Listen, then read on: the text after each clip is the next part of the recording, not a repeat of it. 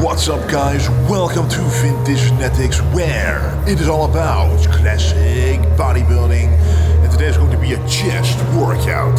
The first exercise will be a flat dumbbell press, the second rotation for chest. So every single rotation we have a different movement that we start with. For example, the incline strength bench press, the chest press and the dumbbell press, and now it's dumbbell press time, so let's get started. Alright, so this is going to be the first movement of the day, the flat dumbbell press. And I love this movement, but it does require quite a lot of warming up, at least in my opinion, which is why I'm doing 6 sets of warm-ups before doing the heavier sets, which are sets going to failure. Why do you want to warm up so much before those working sets? Well, first of all, it's the first exercise of the day, and second of all, it is the chest and the shoulders and the triceps, which are all sensitive and prone to injury, at least and especially the chest is. So you don't want to go and rush up with the weights without knowing how your chest is feeling, because you never know if you have a little itch or a little pain here and there. You want to know before hitting those heavy weights. But anyway, as you can see right here, the first warm-ups are a few sets of 10 reps, 8 reps, 6 reps, and going down to 5 reps each warm-up. I don't like to go below 5 reps, because then with those 5 reps I got used to that heavy weight, and it allows me to go to the next warm-up with a slightly heavier weight until I reach a weight with which I think I can't hit more than 12 reps, and then I'll attempt those 12 reps with that given weight. So we are hitting heavier and heavier warm-ups here. And by the way, this video was recorded a little while ago, so a bit closer to the end of the Olympia prep. So I'm not as strong here as I am now, but this is exactly the way that I work out right now, exactly the same kind of setup. So I still had this video laying around, at least these files, and I wanted to show you exactly what I am doing for chest in this particular chest rotation. So this is the last warm-up before hitting the heavy set, and this is working set number 1. Now I'll be hitting this weight for as many reps as I can until I hit failure. And what is failure to me? That means I cannot hit another rep by myself. So I can't hit full range of motion by myself anymore, and that's when I drop the weight. And if you look closely, you can also see that I'm not extending my arms all the way upward, so they're not fully straightened. And the reason why I do that is to keep tension on the chest and to keep tension from the elbows and from the triceps, because those kind of tension you don't want. So here you see that I actually hit more than 12 reps with that weight. So the next working set is an even heavier weight, going to failure again. Not too much heavier, so only 5 kilos per dumbbell. And because of that working set before, I'm really warmed up, really used to heavy weights. I took at least 2 to 3 minutes rest in between the previous set and this one, so I can have enough energy, enough power to do as many effort reps on this as I can. Alright guys, dumbbell press complete. As you saw, 2 working sets. Normally I do a heavier one and then a lighter one, but this time it was the other way around. And now it's time for the ATX hammer grip, so neutral grip bench press. I love it because the flat dumbbell press is with this grip, and this bench press will be with this one. So it's different angle, different feel, different kind of movement. And this bar is amazing for it because you can choose the perfect grip width depending how wide you are. So a little wider than shoulder width will be perfect. Let's do this. Alright, so this is a great movement. As I said, with the dumbbell press, your grip is different. Of course, it's a free grip, but the type of grip determines at least the positioning of the elbow. And this grip right here, the neutral grip on this ATX multi-grip bar, allows you to put your elbow more closely to the side of your body. So it actually puts the tricep in a bit more action compared to the front delt, and it lowers front delt activation, which lowers the chance of impacting and injuring the front delt. And a lot of people, and I mean a lot of people, when doing the bench press, they have impinged front delts. It feels painful going down, especially going all the way down to the chest. It simply feels painful when going heavy. I have a lot of people with that complaint, including myself a few years ago, and that's when I did my shoulder fix stretch, which is on my YouTube channel. Make sure to look it up if you are still experiencing shoulder pain. But once it is gone, then you should implement better form, because it's your form and the amount of weight that was too heavy probably which caused the issue in the first place, and then replace it with movements that don't, include the front delt as much, don't put it under such weird and strange tensions like this one. So this neutral grip just feels really natural. It really puts the arms in a natural or neutral position, allowing you to press upwards as hard as you can. But in all honesty, it is a more difficult exercise compared to a regular bench press, in my opinion. Maybe it's because I'm used to a regular bench press so much that it feels a bit more heavy, or it's just the range of motion I'm able to achieve with this one, and the way that my chest is involved with this, the way that my shoulders are less involved, which makes it a more heavy exercise. But I'll keep getting stronger and stronger using this one without feeling any pain on the shoulder at all. So what you want to do here, I want to go all the way down, and you can see my upper arm is at least parallel to the floor, which means I get a good stretch in the chest.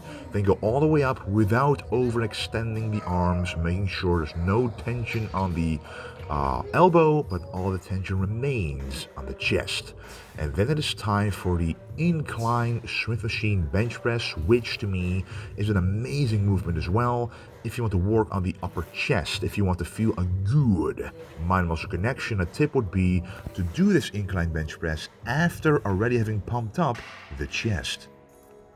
Okay guys, the next exercise is the incline bench press Smith machine, and this incline, this bench right here, is on a bit steeper incline than normal. Normally I have it at like 15 degrees, maybe now it's like 25 degrees. Not much of a difference, but the steeper the incline is, the more the front delt would be involved.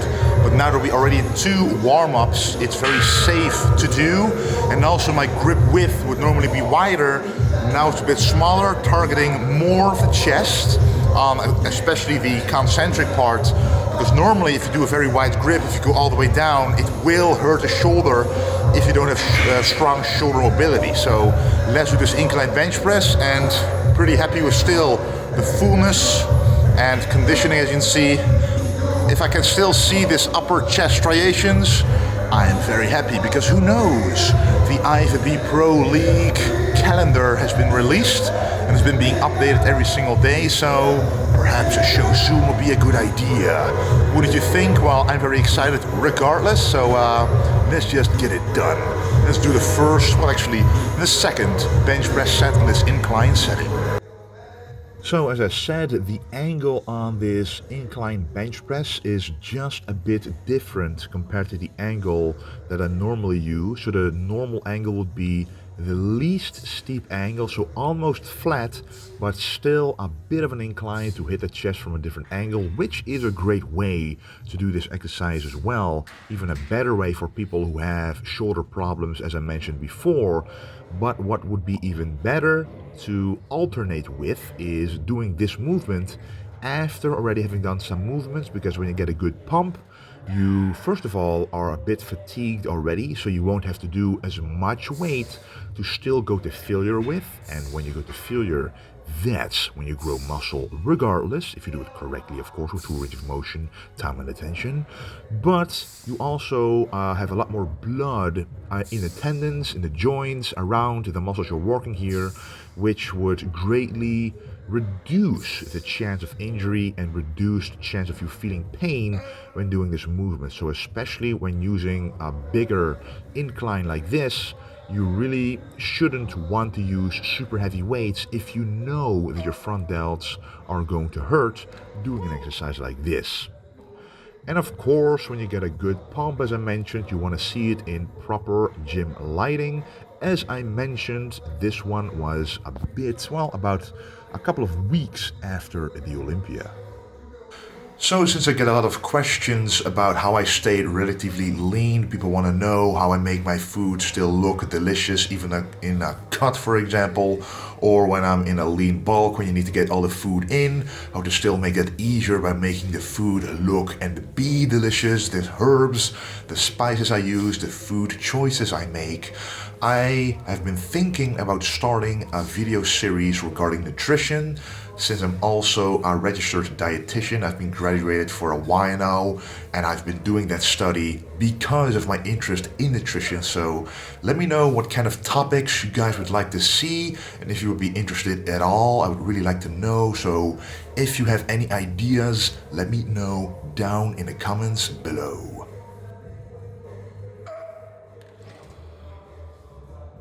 Alright, the next movement is going to be an awesome one again, the ATX Belt Dips. Now for the first set, which is a warm-up, I'm not using the belt yet, but the dips are a great movement to stretch out the chest after having pumped up the chest from all the previous movements. So here you don't want to focus on the contraction. You do have dip machines that allow you to do the contraction very efficiently, but if you use a body weight dip, you don't want to go all the way up and try to contract the chest, because then you will simply beat the purpose of this exercise, which is way more efficient in the stretch part compared to the contraction part. So here, put it at the end of the workout so you don't have to or can do a lot of reps anymore. Go all the way down, at least a little below parallel with the upper arm, as you can see right here, allowing for a very good stretch in the chest. Then right here, what I'm doing is a drop set actually. So first, I am going to failure with a weight attached, so this 20 kilo attached to my body weight, making sure to do as many reps as I can. And the very convenient thing about this movement is that I can simply remove the belt very easily, actually remove the weight and keep the belt on, and then go straight to the drop set right here. And if you truly want to failure, you shouldn't be able to do a lot of reps in this drop set anyway, because you still have to lift your body weight. So I only did 6 reps there, but at least I hit failure twice, which adds up with the amount of difficult reps I did. And the more difficult reps you do, the more stimulus for muscle growth will occur. So, after having done all the chest movements, it is time for the triceps. Triceps have been a weak point for me for a long time, but I have been doing different movements, at least in a different way, in different orders, and making sure I truly go to failure on these movements in the correct way, where I actually feel the mind-muscle connection. If you look at the tricep moving as I am performing this tricep cable pushdown, you can almost feel the tricep yourself. You can see when I'm going all the way up, I stretch the tricep, very important, so don't stop when your lower arm is at 90 degrees. Go up a bit more, making sure that you stretch the tricep, really feel the stretch. So first, when you do this movement, don't go too heavy. Learn how that stretch feels, so go all the way up, you can see it here from a different angle again, and then go all the way down, making sure you stay in that squeezed position just for half a second, because you want to make sure that you're able to control that squeeze, because if you can, then you actually control this weight and you know that you're doing the right thing, putting tension on the muscle, on the tricep itself, and not too much on the joints and the tendons and stuff like this, because the heavier you go, the more momentum you use, the more weight they will have to bear without the muscle being any more benefited from that same movement with heavier weight. So bodybuilding is all about doing a movement with, yes, weight that is heavy as possible, but with a range of motion as complete as possible, with as much mind-muscle connection as possible as well. So this is going to be the last tricep movement, and I'm only showing you the working sets here. So just imagine I already did 2 to 3 warm-ups, And with this one, sometimes if you go too heavy, you can feel it in the elbow just a bit. So just to be precautious, you wear an elbow sleeve, which I'm doing right here, just to make sure that when I'm in a fully stretched position, the tension is only on the muscle and not on a joint. And the science behind that I'll explain a bit later, but there is actually science behind the knee sleeve or an elbow sleeve alleviating the tension of the elbow or the knee, which is quite awesome. But anyway, what I'm doing here is I'm showing you the heaviest working set, hitting around 8 to 9 reps and then hitting failure. And because it's a unilateral movement, I can start with the weakest arm first, which for me is the left one. So with the left one, I'm hitting failure at around 8 or 9 reps, but with the right one, I was still able to hit 2 or 3 more if I wanted to.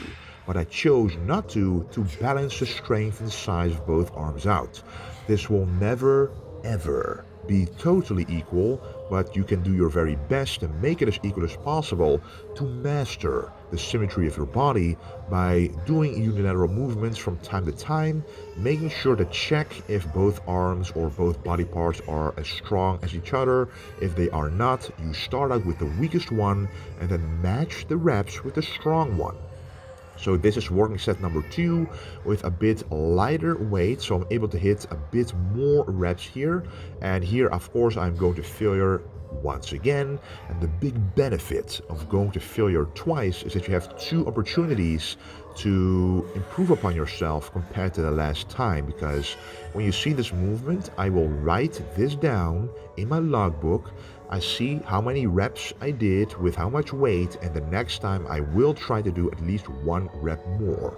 That is textbook progressive overload. And that is what builds muscle, guys. You want to become stronger. Even though we are not powerlifters, we're not strongmen, strength is still heavily correlated with muscle growth. So get stronger and you will get more muscle if you use your strength in a correct manner. Anyway guys, this was the video of the day. I hope you enjoyed it quite a lot, and once again, let me know in the comments if you are interested in a video nutrition series, which I'll be able to go very in-depth on a lot of topics. Thank you for watching, and don't forget to stay golden.